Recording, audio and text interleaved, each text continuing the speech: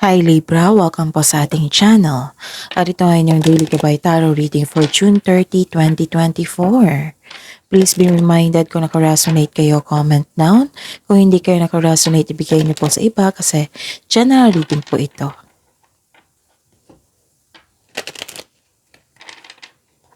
This is for you Libra, June 30, 2024.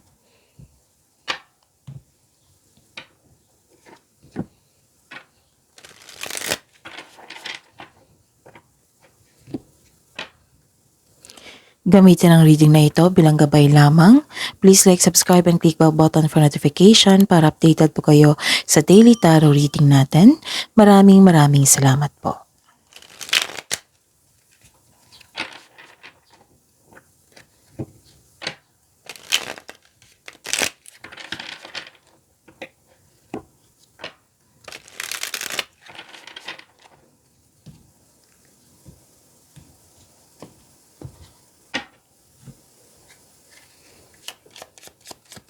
Spirits Guide, mga ganap po para kay Libra ngayong June 30, 2024.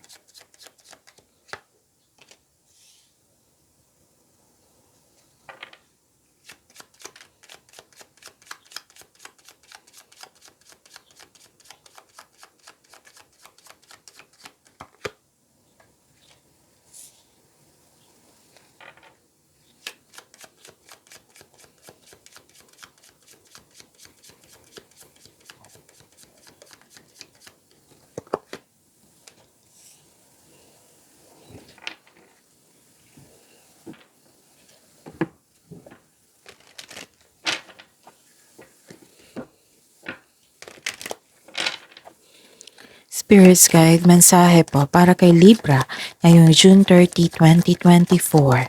I need 2 cards po.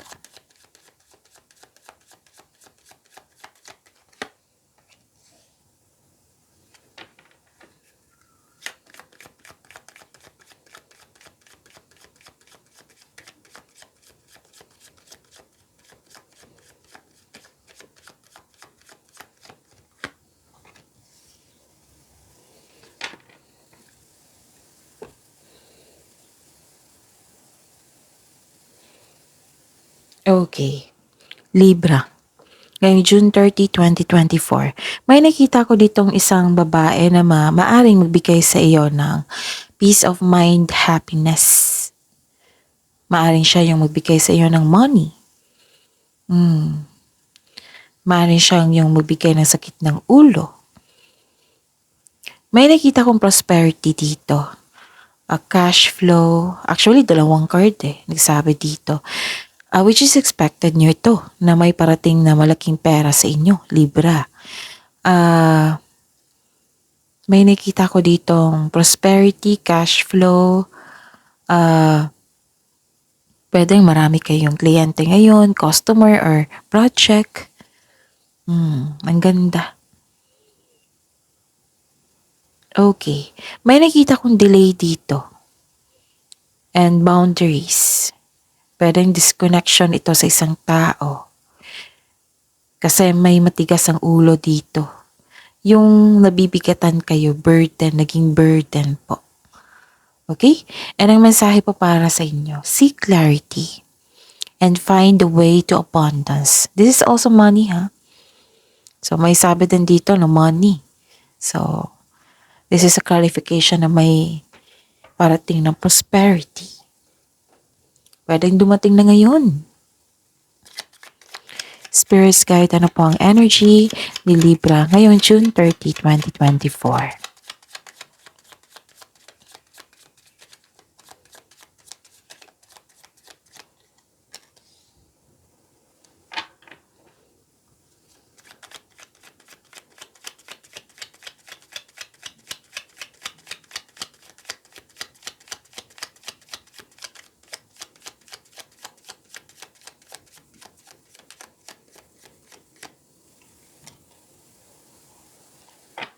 Okay. Daily reminder, baka makalimutan niyo po. Kung napanood niyo ito ngayong June 29 or 30, June 30 or or kahit anong araw po. Basta panoorin niyo po yung last 4 days. Kung June 29 ngayon, panoorin niyo yung June 28, 27, 26, 25. Kung June 30 ngayon, 29, 28, 27, 26. Basta last 4 days. Kung may repeating message po dito, kailangan yung bigyan niya ng atensyon, solusyon, at aksyon.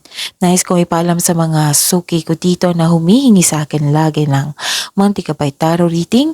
Nais kong ipaalam sa inyo na open na po yung July 2024 Monty Kapay Tarot reading. So PM niyo po ako for schedule. At sa mga bago dito na gusto magpa-personal reading, meron tayong naka-focus sa career and money, naka-focus sa love reading or general. So, comment down. Comment down link. Again, comment down link para mag-reply ako ng instruction kung paano nyo ako makontak. Okay? Maraming salamat po. Ngayong June 30, 2024. May nakita ko ditong nagpahinga kayo. Or may pagsisiyasat sa sarili. Yung introspection. May nakita kong stability dito and structure. Nakaramdam ka ng pagod ngayon o wala kang pahinga. May nakita ko ditong stress, anxiety. Pwede rin na masakit ang pakiramdam mo ngayon pero lalaban pa rin. Again, pwede rin na masakit ang pakiramdam pero lalaban pa rin. Ikaw ay nagpahinga ngayon upang makapag-isip ng mabuti para makapaghanda o magpagaling. This card asks you to relax, calm your mind, and reflect. Sleep and meditation ay kailangan. Kung pagod kayo sa trabaho, kung stress kayo sa trabaho, mag-leave muna or magbakasyon. Kasi kung magkaroon ka ng sapat na pahinga, magbibigay ito ng increased productivity and a healthier mental state. So, kailangan po iyan. Kasi may nakita ko ditong, di ba sabi ko kanina na nabibigatan ka, nahihirapan, stress, mayroong anxiety. Nagkaroon kasi ng conflict. Nagkaroon ng argument. May pagkawala, paninirang puri, o panalokong magaganap. Mag-ingat sa mga sinasabi at ginagawa. Baka kasi magkakataon na maging sensitive yung kausap mo. So this is a natural element of all relationship, itong pagtatalo na ito or pag-aaway. Dito mo rin makilala mo yung sarili mo kung paano ka mag-handle ng ganitong sitwasyon. At dito mo rin malalaman kung right time na bang mag-walk away. Yes, nagkaroon ng conflict po sa isang tao. Ang nakikita kong solusyon dito is to address your hurt feelings. Magkaroon ng komunikasyon. Siguraduhin yung magkaroon ng improvement sa inyong communication. Kunin mo yung attention niya para makipag-cooperate.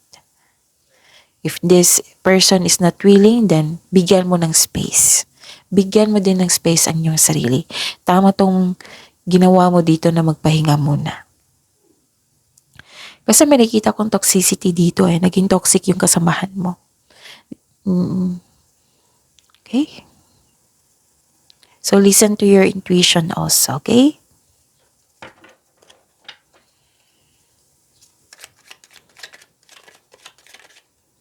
Spirit's Guide, Career and Money po ni Libra ngayong June 30, 2024.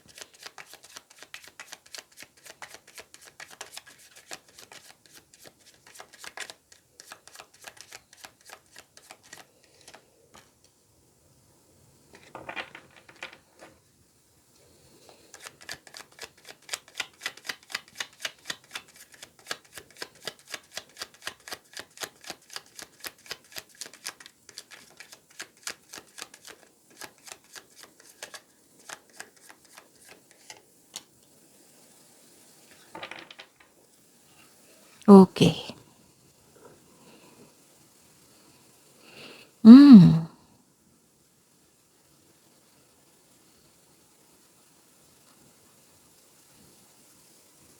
Okay. May nakita ko ditong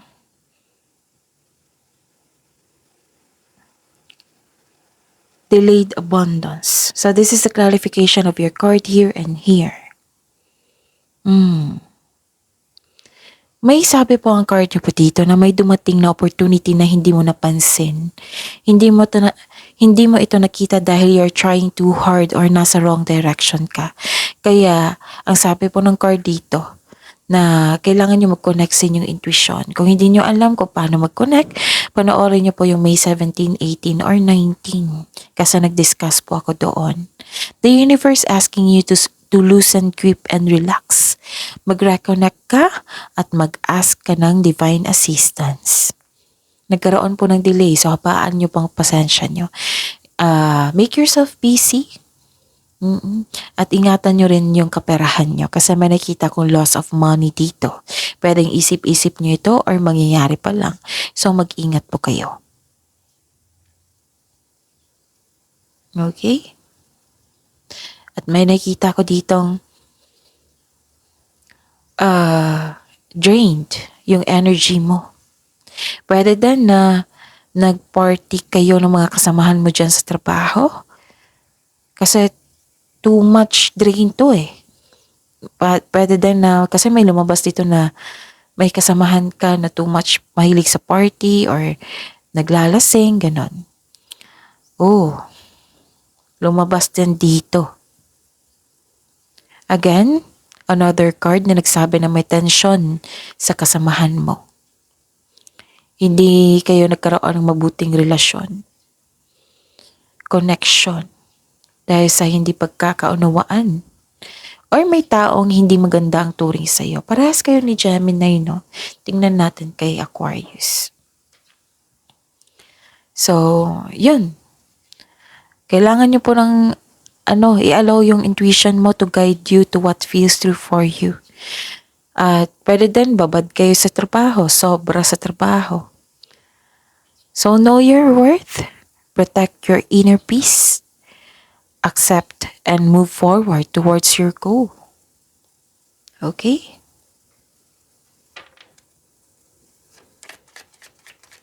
Spirit's Guide, Love Life, Self-Love, Partnership, and Romance ni Libra ngayong June 30, 2024.